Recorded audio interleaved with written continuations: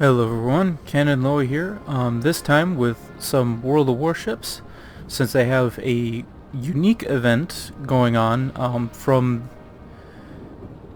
roughly just this last week of June to the end of July from the sound of it, and I like archiving these special game modes on my channel. So, what we have here is called Savage Battles, and they are definitely quite unique. You can only play as destroyers in this one, and they have some very cool parameters. There is 3 different classes of them. You have an octopus, an eel, moray eel, and then a barracuda class. And each of these specialize in one thing or another. They all have torpedoes, but they all have different characteristics. The octopus specializes in long-range torpedoes, and then the eels are the knife fighters that have really good maneuverability and a 2-second turning speed on their torpedoes, which is surprisingly very a lot. Is something that I really wish was almost in standard battle because of how good that feels. And then the Barracuda is the only one that uses the main battery guns that are actually controlled by you. The rest of them, they are considered secondary guns. Also, I forgot to mention, I'll try putting a timestamp in the video description if you just want to skip to the gameplay. I'm going to play the Stealthedo, because it is the rank 3 destroyer of the torpedo specialists. So with that, they all have, they don't allow you to pick all of the various skills. They removed quite a lot of them, which, I mean, they removed the carrier ones and then some other ones. For an example, you can't pick IFHE, and you can't pick any of the carrier ones, of course, and then the secondary / anti-aircraft ones you can't pick. Would have been interesting to have a secondary specialist for one of these, just to boost your main / secondary guns, their range and whatnot. So the torpedo specialists, they have the hardest hitting torpedoes, and they move at an astounding 130 knots, which is nearly double of the fastest possible torpedoes in the game. I think the fastest torpedoes you can get in the game are the 76 knot torpedoes on the Zao and the Shimakaze. If you have torpedo acceleration, then they become 81. I actually, for one of my commanders, I actually took torpedo acceleration for the lulz to get 135, and it just isn't worth it. I mean, the range decrease, it just isn't worth it. So this has 7-kilometer torpedo range. It has a 4.5 concealment with concealment expert. And the Barracuda, you get 110 knots with 6 kilometers. And then the Cardinal is the slowest with 90, and then 4-kilometer range. So how this works is that you get these missions, and then you get the fuel tokens in order to get a special tier 9 premium destroyer for America that has a unique characteristic of having 4 times 4 torpedo tubes. And the only missions besides the daily missions is just getting credits to get the fuel tokens, from what I can tell. These other missions to get base XP is getting the higher rank destroyers. And what is really interesting is that each rank seems to not be a flat-out upgrade. I mean, generally they're better, but they're not a flat-out upgrade to the previous tier. Or at least it is the case for the torpedo ones. I can't say much for the other two since I haven't played them enough. Like, for an example, the Messer has 2x4, but it reloads in 22.5 seconds with torpedo expertise skill. And once you get to the Sea Devil, you get 3x5, but you have a much longer reload. So it's, I mean, in rare circumstances, you can definitely feel that reload holding you back, but at the same time you get an extra tube of torpedoes. So it's neither here nor there, but the Stealthedo, I would definitely say, is the best, but you only get 2x5 instead of 3x5. So I kind of like that. So with that, I think that's pretty much enough about statistics. Let's go into a battle with the Stealthedo. I will say though that especially for the eels with their 90 knot torpedoes speed. Oh, and I forgot to mention the top speed of these torpedoes. Whoops. Top speed of the ships. Excuse me. Each ship can go 50 knots or higher depending on what class it is. The Messer, which is the slowest, goes 50. And each class, the eel goes 55 for the rank 1, and then the Barracuda goes 60. And then each rank up seems to be you get 10 knots upgrade of speed. One thing of the Stealthedo is that you can fire single torpedoes. It's based on the British destroyer, the Daring. So that's pretty cool as well. So in some instances, if a destroyer gets beached, you can just fire 3 singular torpedoes and usually it finishes them off. So the whole goal of this, you get 2 other teammates, so 3 total on a team, and these are, so there's 4 teams I think, and the whole goal of this is to have one of your ships be the last one standing. And I find that the team that has all 3 of them survive by the end wins, pretty much.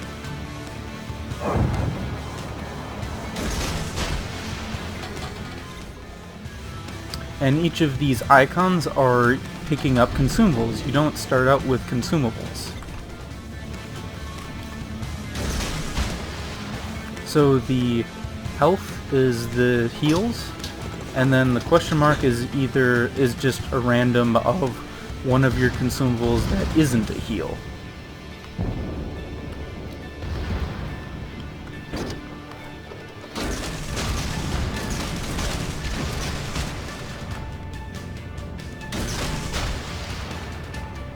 Try to do some singular torp action. I don't think that's... If he slows down, most of that is going to miss. And the battle arena essentially gets smaller the longer the battles last. The fires on the edges will damage you, and they just get closer and closer as time goes on. So it definitely forces you to get in close if you wait too long to win, or if you last that long, I guess.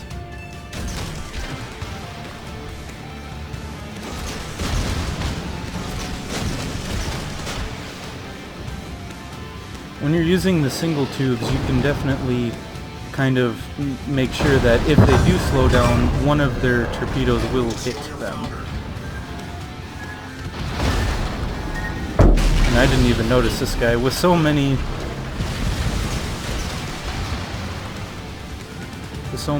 opponents, it's really easy to lose track of where anyone shows up.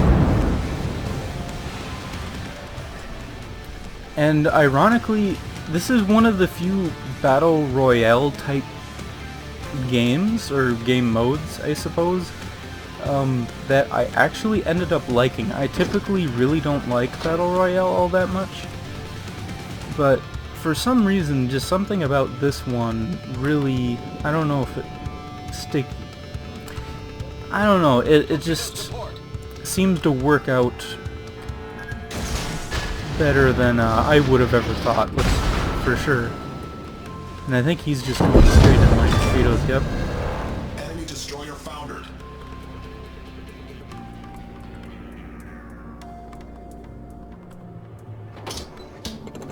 Going for this other consumable here. Hydroacoustic search, that's not bad.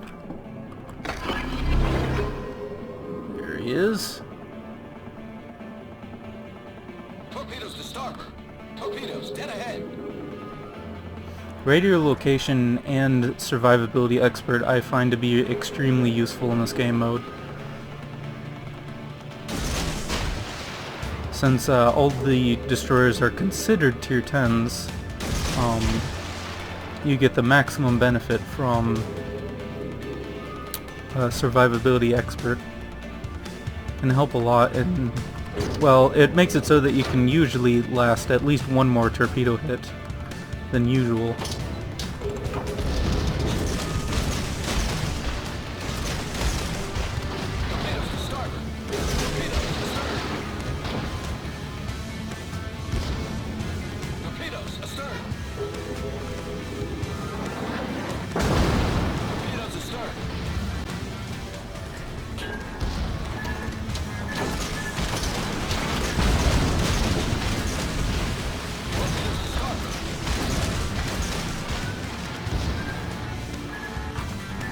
And it looks like the yellow team has most of their team left alive, so they definitely have an advantage here.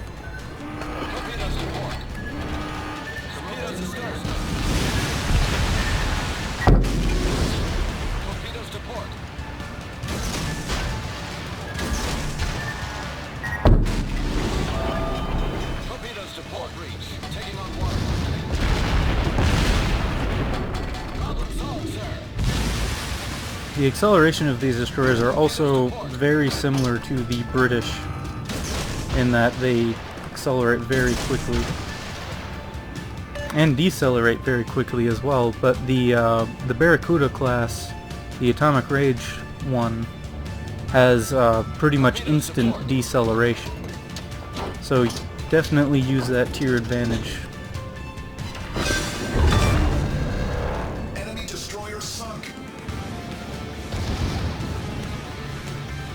Okay, looks like there's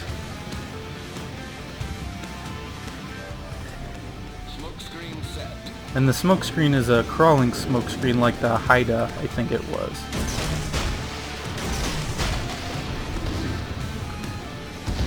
So you can't be permanently hidden, or, well, or at least everyone knows where you are, in a sense, at the very least.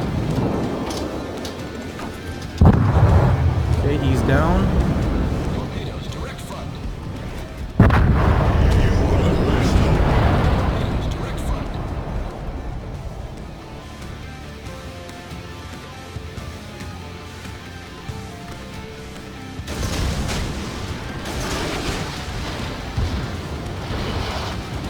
Torpedoes dead ahead to port. Torpedoes destroyer sunk. Ah! I got the Stealthedo, but... Ooh, that was close.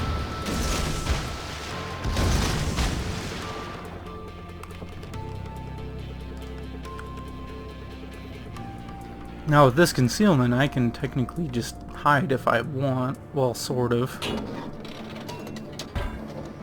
But not with the flames going in.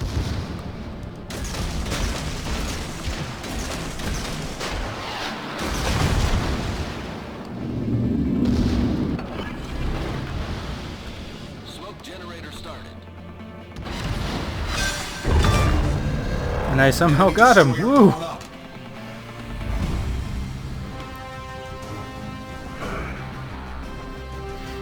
So that is definitely, I think the single shot torpedoes make up for the fact that you only get 2 tubes instead of 3, or 2 sets of tubes.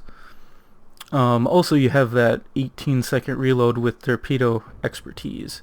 So there's various missions as well that, like Warrior of the Water World, for some reason doesn't show up unless I just finish a battle. Not sure why that is, like in my combat mission screen. But this is kind of what it looks like. And being a rank 3, definitely I did have an advantage.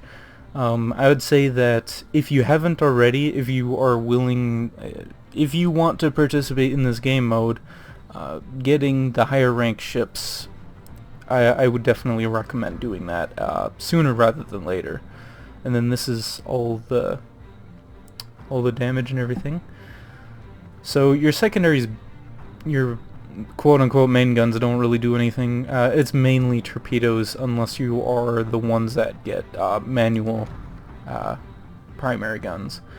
So this is a major thing that I want to mention, is the service and ammunition resupply. So with the rank 1, you and rank 2 for sure, you are pretty much guaranteed to make credits if you are playing this game mode to make at least a little bit of a profit. The rank 1, the service cost is only 10,000 plus whatever how many torpedoes you use. So roughly around 20,000 per game of a cost, and then get 70,000. I was getting an average of like 60 to 80,000 credits, so 60,000 profit.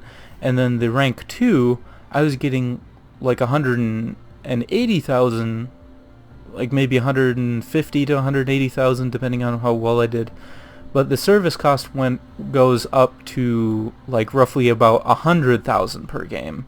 And the rank 3, you are actually, if you don't do very well, or you fire more torpedoes than if you just spam torpedoes, you can actually lose credits. As you see here, if I did not have a premium account, I would have lost 50,000 credits.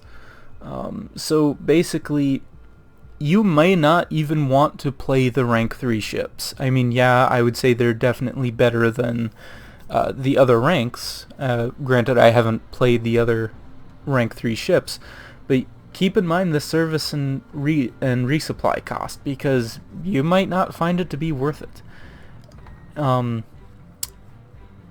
So for those missions that it asks you to get credits for these fuel tokens, it only counts your gross amount. So playing the rank 3, technically, yes, you do get the most credits gross out of playing the rank 3, but it's not that much more than the rank 2, and you might get a lot more profit by playing the rank 2. So with the armory, with getting the fuel tokens, what are you going for?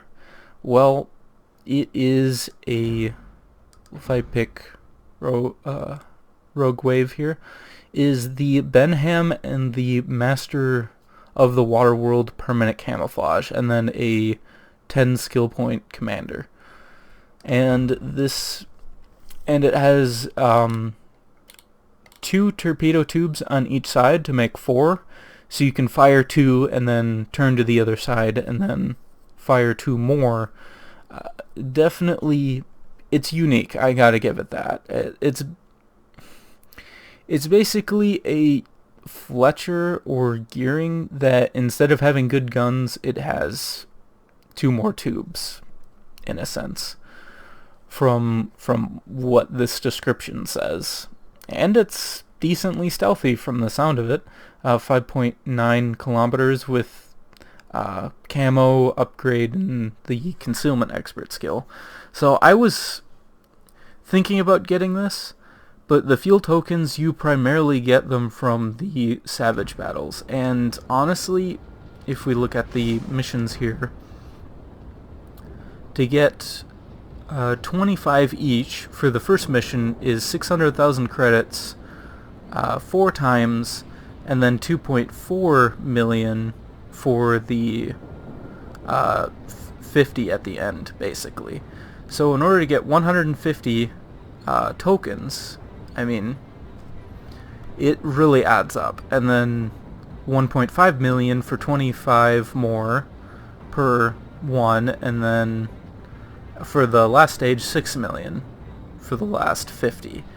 And when it comes to these game modes, like the April Fool's ones for an example and whatnot, I find that they can be a lot of fun. I give it that, but not for nearly 2 months. Like, usually these game modes, I get bored of playing them after playing them for like less than a week for the most part. And considering you have to play this game mode for the most part in order to get these tokens, just think to yourself, is that time investment worth the tier 9 destroyer? If you don't like playing destroyers, I would say it's probably not worth it at all. If you like playing destroyers and you don't have any high tier premiums, it might be worth it. I mean, you can definitely make credits from doing it. I have been, but I would say it does get old at a not as fast as some of the other game modes, I'll give it that, but definitely it gets old reasonably quickly. So I would just say, you know, just think about, if you haven't already, if you haven't started doing any Rogue Wave Savage Battle stuff already, just think to yourself, how long am I willing to do this? Because I played this for multiple hours for at least 2 days to get where I'm at, and I've only gotten 100 tokens. So I don't know, just something to really keep in mind. I might try to do it just because currently with my personal situation, that I have a little bit more free time than usual, so I'm able to grind this. But otherwise, yeah, just, it can be fun, but it may not be fun enough to grind that much. So with that, thank you very much for watching. Hopefully you've enjoyed it, and have a wonderful day.